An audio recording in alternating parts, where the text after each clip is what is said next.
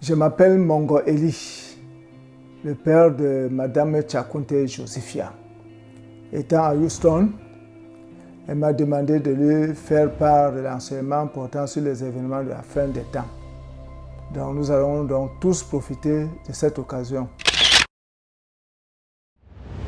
Quand on parle de la fin des temps, on parle généralement de la fin du monde. On parle généralement du retour de Jésus-Christ. Parce qu'à ce sujet, beaucoup savent que le Seigneur Jésus revient bientôt. Mais ils ne savent pas la suite. Qu'adviendra-t-il par la suite? Et même avant qu'il ne revienne, il y a beaucoup de choses à faire. Mais je voudrais déjà rappeler que la Bible, c'est la parole de Dieu. Dieu a créé ce monde et a donné les bases. C'est comme le code de vie pour être heureux ici-bas. Et cet enseignement est d'autant plus capital parce qu'il nous permettra à chacun de nous, à chacun des enfants de Dieu, d'être prudent, d'être vigilant, de faire attention à l'époque que nous vivons. N'ignorons pas que le Seigneur a dit que mon peuple meurt par manque de connaissances. Donc, il ne faudrait pas toujours qu'on s'arrête sur les enseignements de la prospérité et autres. Il y a d'autres thèmes, plusieurs thèmes, la paix, la joie, autres thèmes, plusieurs. Mais il faudrait qu'on voie la fin des temps. Il saura comment. Comment ça va se passer. Certains ont prédit la fin du monde en 1975. D'autres en 2018. Mais ça, c'est des gens qui n'ont pas la connaissance, qui le disent. Ils n'ont pas lu la parole de Dieu. Parce que le Seigneur ne nous a rien caché. Tout ce qui est utile, nécessaire, le Seigneur nous l'a présenté. Et tout est écrit dans la Bible.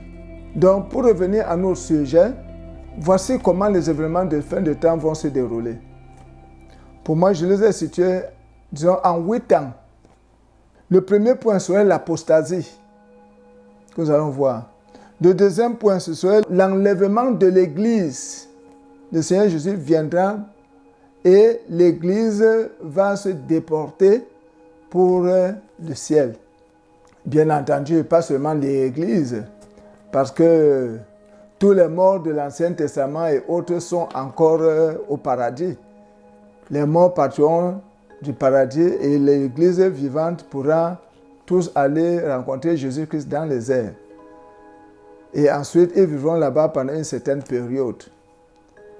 Et ensuite, après l'enlèvement de l'Église, les chrétiens étant partis, étant déjà enlevés, il y aura un bouleversement mondial que le monde n'a jamais connu.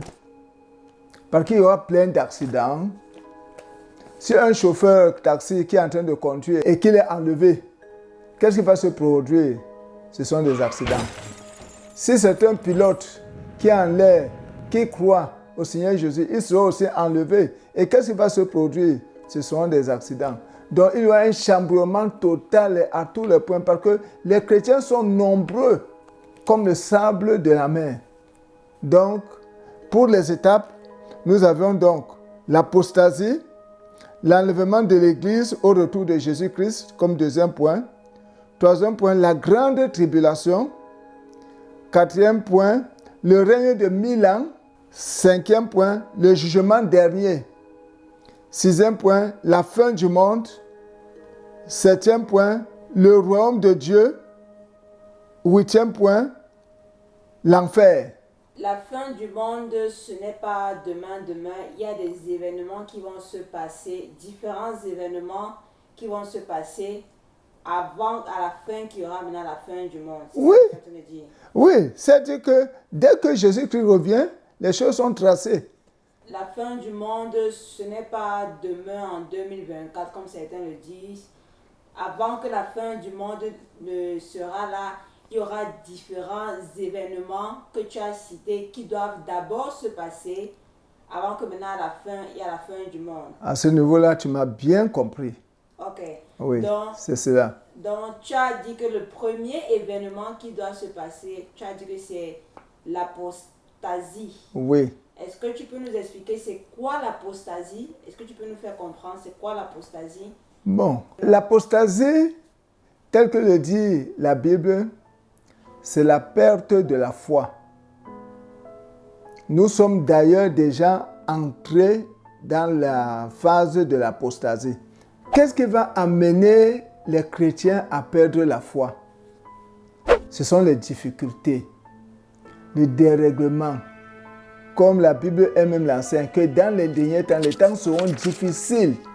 Il y aura des problèmes dans des familles. Il y aura des problèmes, des difficultés, en telle sorte que si tu n'as pas la foi, tu vas seulement dire que mais qu'est-ce que je suis en train de vivre? Surtout que les chrétiens sont toujours en train de vivre des moments difficiles. Ce n'est pas facile pour un chrétien de vivre déjà en ce monde.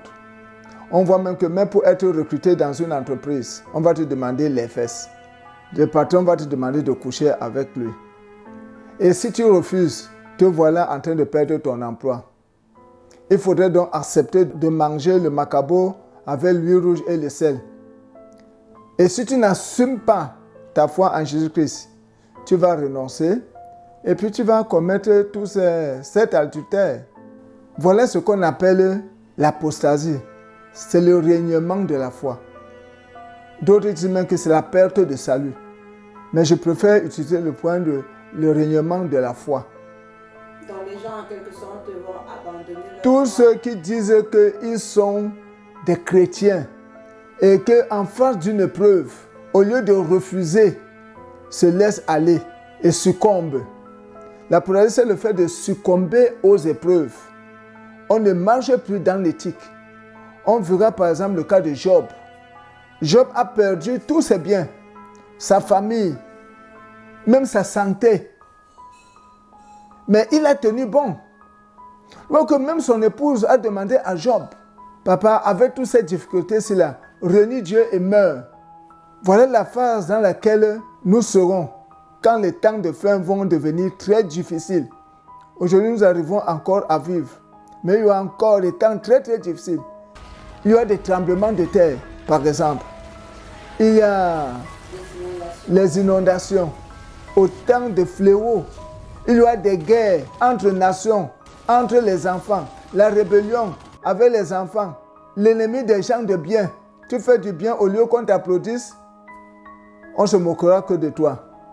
Des persécutions à droite et à gauche.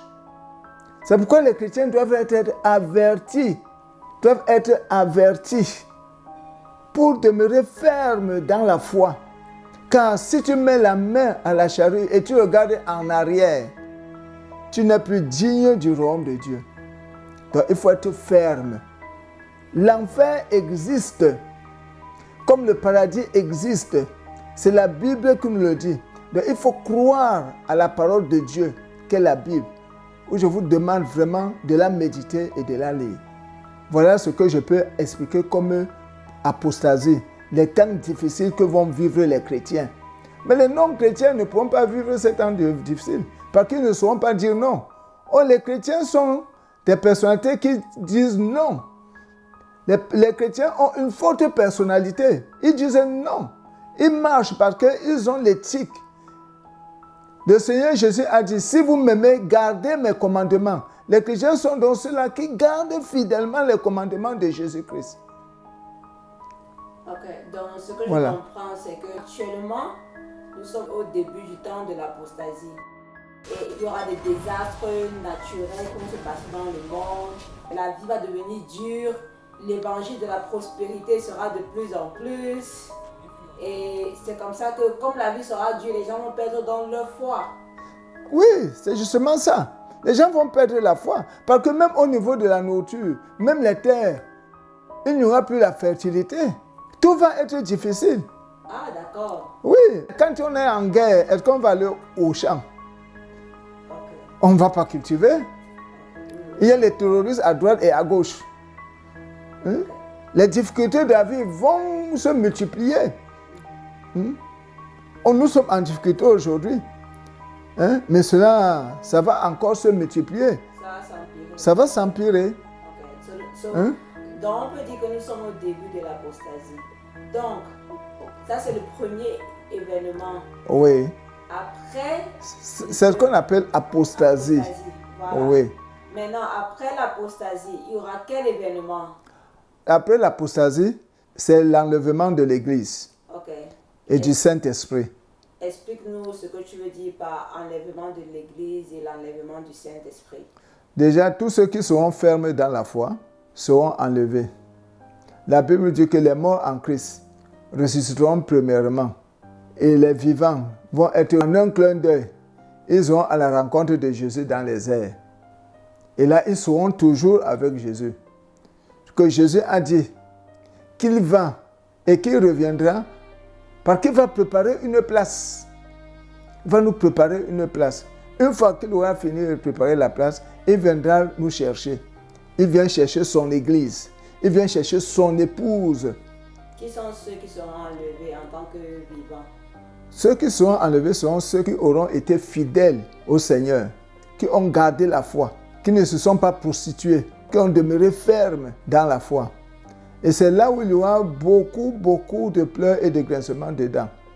C'est là où le Seigneur dit que les premiers deviendront les derniers.